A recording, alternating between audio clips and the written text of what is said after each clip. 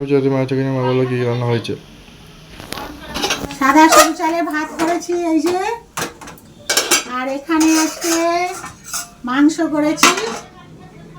এই দেখুন মাংস একটু ঝোল ঝোল মতো রেখেছি। মাংসটা ভালো করে ধুয়ে নুন হলুদ পাতিলেবু কাঁচা তেল দিয়ে ভালো করে মেখে রেখে দিয়েছিলাম। দিয়ে কড়াই তেল দিয়ে মাংসর আলুটা নুন হলুদ দিয়ে ভেজে তুলে রাখছিলাম।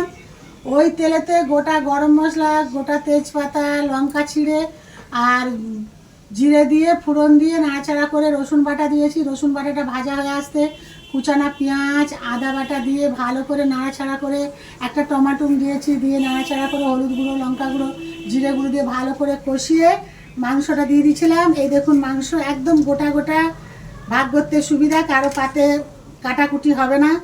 এই দেখুন একদম মাংস দিয়ে ভালো করে কষিয়ে স্বাদ মতো জল লবণ দিয়ে চাপা দিয়ে দিয়েছিলাম। লাগাবার সময় ধনে পাতা দিয়ে লাভিয়ে নিয়েছি। এই দেখুন একদম মাংসটা রসা রসা মতো।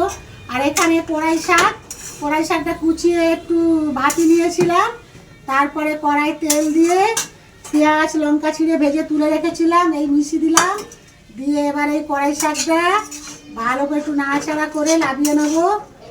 কড়াই শাক ভাজা আর মাংস আজকে দুপুরের মেনু। এই দেখুন একদম কচি কচি কড়াই শাক দুপুরবেলার মেনু। আমার এই ভিডিওটা ভালো লাগলে লাইক কমেন্ট শেয়ার করবেন। কাঁচা লঙ্কা লেবু।